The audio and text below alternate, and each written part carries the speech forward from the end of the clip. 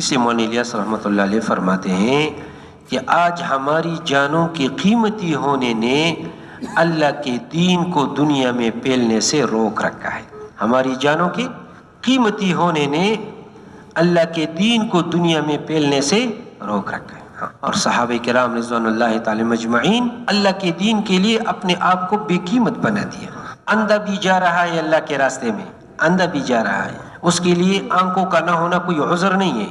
بوڑھا بھی جا رہا ہے، لنگڑا بھی جا رہا ہے، مالدار بھی جا رہے ہیں. عبد الرحمن بن عوف رضی اللہ عنہ، عثمان رضی اللہ عنہ، غلام بھی جا رہے ہیں اللہ کے راستے میں، بلال رضی اللہ عنہ، صہیب رضی اللہ عنہ. بچے بھی اپنے آپ کو پیش کر رہے ہیں. جب مہاجرین نے ہجرت کی مدینہ منورہ، تو مدینہ منورہ میں مہاجرین کا بوجھ پڑا. تو مدینہ منورہ والے زمیندار تھے، تو ان کے باغات خراب ہو گئے، متاثر ہوئے، کیونکہ جو آمدنی ہے وہ تو دوسروں پر بھی لگ رہی ہے، اپنے پر بھی لگ رہی ہے. تو جب بدر ہوا، تھوڑی بہت مسلمان کی حالت اچھی ہوئی، تو انصار نے، مدینہ منورہ کے انصار نے مشورہ کیا کہ آپ صلی اللہ علیہ وسلم سے اجازت چاہتے ہیں چند مہینوں کے لیے کہ ہمیں موقع دے تاکہ اپنے باغوں کی ذرا فکر کر لیں. چند مہینوں کی اجازت.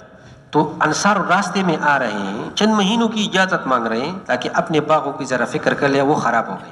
تو راستے میں ہے کہ آیت نازل ہوئی وَلَا تُلْقُوا بِأَيْدِيكُمْ إِلَى التَّهْلُكَةِ، کہ ان کو کہو کہ اپنے ہاتھوں اپنے آپ کو ہلاکت میں نہ ڈالو.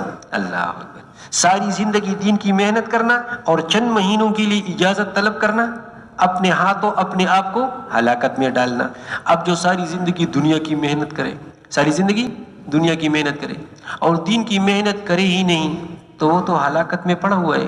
پھر تھوڑے وقت کے بعد انصار نے مشورہ کیا کہ ایسا کرتے ہیں، آپ صلی اللہ علیہ وسلم کے پاس جاتے ہیں اور آپ صلی اللہ علیہ وسلم سے سوال کرتے کہ اللہ سے سوال کرے کہ مدینہ منورہ میں کوئی نہر جاری کرے، کیونکہ کنووں سے پانی نکالنا، باغات کو دینا بہت مشکل ہے.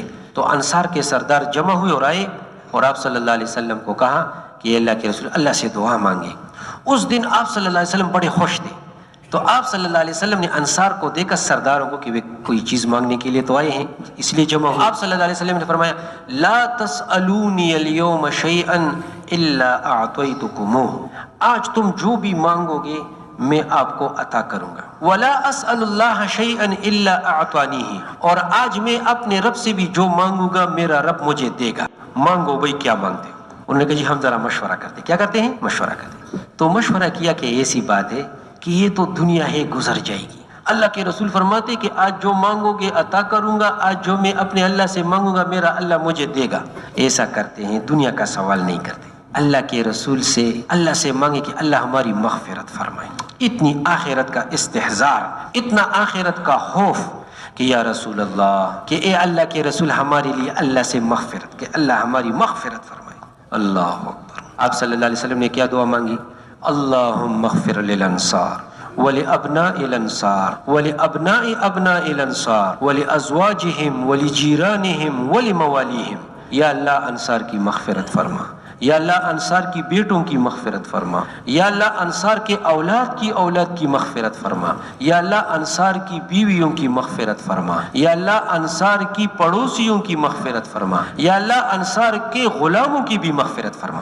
مولانا یوسف رحمۃ اللہ فرماتے ہیں کہ چند سال دین کی محنت کی اور اللہ کے رسول سے نسلوں کے لیے فیصلے کروا لیے.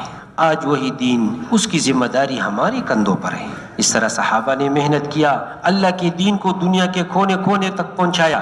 میرے بھائی اور دوستو، آج وہ ذمہ داری ہمارے اور آپ کے کندھوں پر ہے.